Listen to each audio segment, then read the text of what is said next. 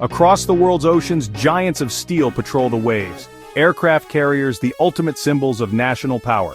Today we compare two titans, the USS Gerald/Ford and India's INS Vikrant. The Ford, a nuclear-powered behemoth, embodies America's global reach and technological dominance. The Vikrant, India's first indigenous carrier, marks a new era of self-reliance and regional ambition. These ships are more than war machines. They represent two distinct philosophies of naval power. The Ford is built for global projection, able to operate anywhere, anytime. The Vikrant is designed for regional dominance, safeguarding India's interests in the Indian Ocean. Their differences go beyond size and technology. They reflect the unique strategic goals of their nations. As we explore their capabilities, we'll see how each carrier shapes the future of naval warfare. Join us as we break down what makes these floating fortresses the pride of their respective fleets. The USS Gerald/Ford CVN-78 is the lead ship of a new class, built to replace the legendary Nimitz class and extend American naval dominance. Commissioned in 2017 after years of innovation and setbacks, the Ford is the most advanced warship afloat. Its design focuses on efficiency, reduced crew workload, and a higher aircraft sortie rate, key to its combat power. The INS Vikrant IAC-1 is India's first domestically designed and built carrier, commissioned in 2022. It's a milestone for India's Make in India initiative and a symbol of rising national ambition. The Ford's sweeping technological upgrades ensure U.S. air superiority for decades, serving as a cornerstone of American strategy. The Vikrant, meanwhile, secures India's interest in the Indian Ocean, projecting power and enhancing regional influence. Both ships are strategic assets, but each is tailored to its nation's unique needs. The Ford is a global deterrent, the Vikrant, a regional guardian. Their stories reflect the ambitions and priorities of two powerful navies. As we compare them, we see not just ships, but visions of the future at sea. Let's dive into what sets them apart. The USS Gerald/Ford is a true supercarrier, displacing 100,000 tons and stretching over 1,100 feet, rivaling skyscrapers in size. This immense scale allows for more fuel, munitions, and aircraft, enabling long, high-tempo operations far from home.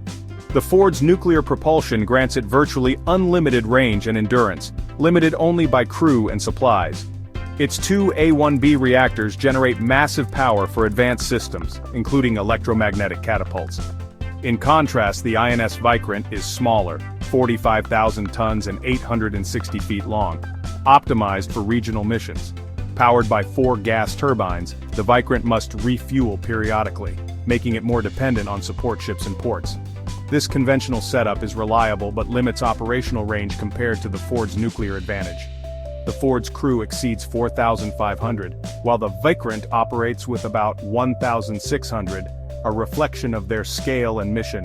The difference in size and power isn't just technical, it's strategic. The Ford is built for global reach, the Vikrant for agile regional dominance. Each carrier's design is a direct response to its nation's maritime priorities. Their scale shapes their capabilities and their roles on the world stage. Let's see how this translates to air power. An aircraft carrier's true strength lies in its air wing. The Ford can deploy over 75 aircraft including F-35C stealth fighters, Super Hornets, Growlers, Hawkeyes and Seahawks. An unmatched mix of strike, electronic warfare and support. This arsenal gives the Ford overwhelming air superiority and strike reach. The Vikrant operates up to 30 aircraft led by MiG-29K fighters and supported by Kamov helicopters, MH-60R Seahawks, and indigenous Dhruv helicopters. India plans to add its own twin-engine deck-based fighter, boosting self-reliance and capability, while smaller, Vikrant's air group is tailored for regional threats and maritime control. Both carriers field balanced multi-role air wings, but the Ford's is larger and more advanced. The difference reflects their mission's global power projection versus regional security. Next, let's look at how these planes get off the deck. The Ford revolutionizes carrier aviation with EMALS, the electromagnetic aircraft launch system. EMALS replaces steam catapults, offering smoother, more precise launches for everything from heavy jets to UAVs. This system boosts sortie rates by 33%, letting the Ford launch more aircraft faster in combat. It's a leap in operational efficiency and flexibility. The Vikrant uses a stow-bar system, a ski jump ramp for short takeoffs. Stow-bar is simpler and cheaper, but limits aircraft takeoff weight, reducing range and payload. This trade-off means Vikrant's fighters can't match the Ford's in strike power or endurance. Catapult systems like emails enable true power projection. Ski jumps are best for regional operations. The launch system is a key difference in how each carrier fights. Now let's examine their defenses. The Ford is shielded by cutting-edge defenses, dual-band radar, stealth shaping, ESSM and RAM missiles, and the Phalanx CIWs. Its electronic warfare suite can jam and deceive incoming threats, creating a layered high-tech shield.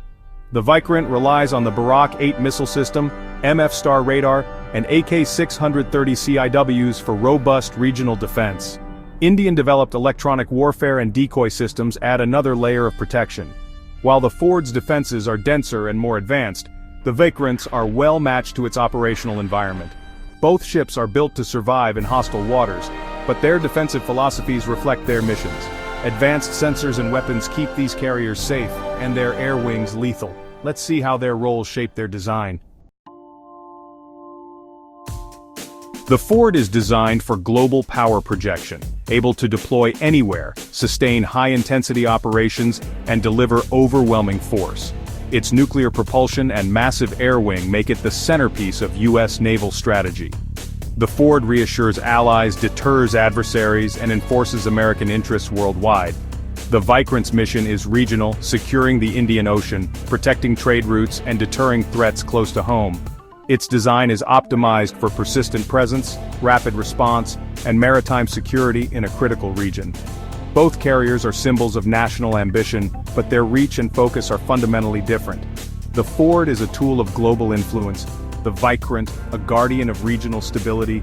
Each is perfectly suited to its nation's strategic needs. Now let's talk about what it costs to build and maintain these giants. The Ford is the world's most expensive warship, costing over $13 billion to build, with advanced tech driving up the price. Its nuclear power saves on fuel but brings high maintenance and decommissioning costs, affordable only for a superpower. The Vikrant cost about $3 billion, thanks to its smaller size, conventional propulsion, and proven technologies. India's approach balances capability with affordability, avoiding the risks and costs of untested systems. The Vikrant's upkeep is lower per cycle, but it requires regular refueling and more frequent maintenance. Each ship reflects its nation's resources and priorities. The Ford is a technological showcase, the Vikrant a pragmatic powerhouse. Both are investments in national security but on very different scales. Let's wrap up with what these ships mean for the future. Technically, the Ford is the world's most powerful carrier, bigger, faster, with more aircraft and advanced systems. Its global reach and high sortie rate are unmatched, but superiority isn't the whole story. Each ship is perfectly tailored to its mission. The Ford for global dominance, the Vikrant for regional security. The Ford's cost and complexity suit a superpower, the Vikrant's efficiency and focus are ideal for India's needs. Vikrant's construction is a leap for India's defense industry and a symbol of self-reliance. As India's ambitions grow, will its next carriers rival the Ford? The future of naval power is evolving. This rivalry isn't just about ships, it's about strategy, ambition, and the changing balance at sea. What do you think? Share your thoughts below, and subscribe for more deep dives into the world's most advanced military hardware. Thanks for watching.